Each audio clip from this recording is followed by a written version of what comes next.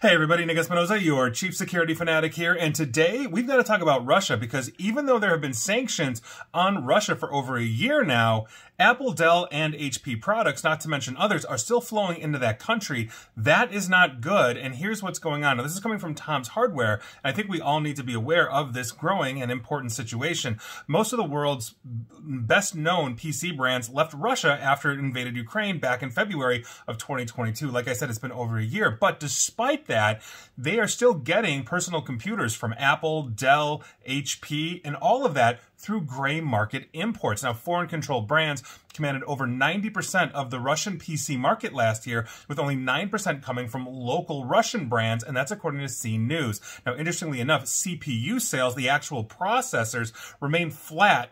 Didn't even dip. They pretty much remained flat during 2022, even though AMD or Intel officially shipped products to Russia, and that's according to Commerçant, the publication. Now, also according to data from CS Group, Chinese brands remained the leading PC suppliers, including Lenovo and Huawei, in Russia in 2022, and they own about 38% of the Russian market. Other manufacturers, such as Taiwanese vendors, such as MSI, Acer, and Asus, have 35% of the Russian market, and U.S. originating PC OEMs, Apple, Dell, HP, etc., controlled 19% of that market in the same year, and that's down from 36% in 2021. Now, by contrast, Russian vendors supplied 9% of PCs sold in the country, and that's up 4% from that previous year as well. Now, while the majority of well-known American, Chinese, and Taiwanese PC makers did officially leave Russia after it started the war in Ukraine, their products continue to basically flow into that country by proxy, basically flowing through Turkey, United Arab Emirates, and a couple of others. PCs carrying badges of domestic PC vendors are primarily produced in China, not Russia, as bare-bones systems, and then shipped into Russia and then configured locally. Now, while their popularity is increasing, this does not mean that Russia is expanding its production of computers. Instead, some companies have started selling PCs under their own brand names more aggressively, meaning pre-existing PCs from other manufacturers and just slapping a Russian logo on it and calling it a day. Now, GS Group also did not disclose how many PCs were sold in Russia, in all of Russia in 2022. Analysts from Marvel, though, a major distributor in the country, estimated that the sales of PCs in Russia reached 1.18 million units for the first half of that year. Remember, there's a war going on that Russia is basically expending an enormous amount of capital, both human, military, and infrastructure to, and so that's honestly a pretty impressive number given their population. Now, it's hard to say how many units were supplied in the second half of the year since many brands left, but it's reasonable to assume that Russian PC basically sales exceeded 2 million units throughout the entire year. Interestingly enough, but based on numbers from the Federal Customs Service, only about half of the CPUs powering those systems were supplied to the country legally, meaning there are still CPUs that are getting legally into Russia despite all of the bans.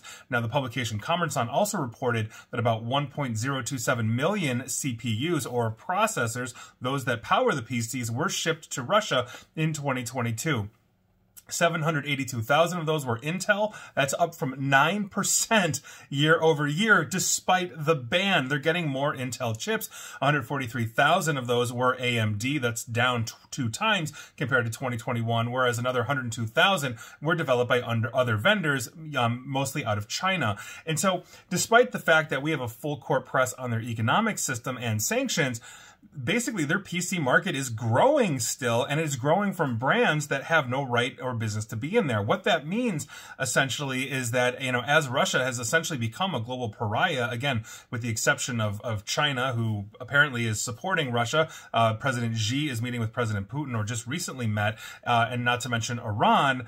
A lot of countries are turning a blind eye to the war effort and simply saying, yeah, you know what, you can buy our American branded PCs, from here. And so they're being sold out of the UAE, Turkey, and other places, and so I think that's a big issue that the world needs to really understand and start generating. The whole point of this sanction system was to make essentially Russia a pariah, to basically stunt them in terms of their competitive growth when it comes to the technology sector.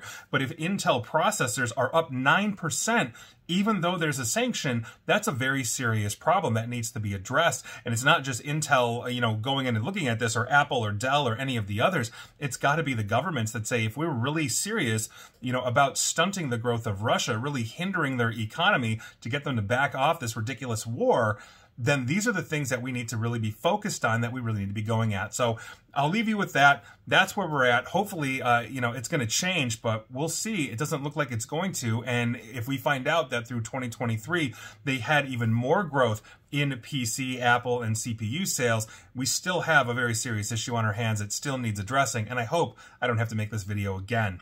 And please like, share, follow me here on Facebook and Twitter at NickAESP, and please feel free to subscribe to me at YouTube as well. And as always, stay safe, stay online, and please attempt to stay private. Thanks, everybody.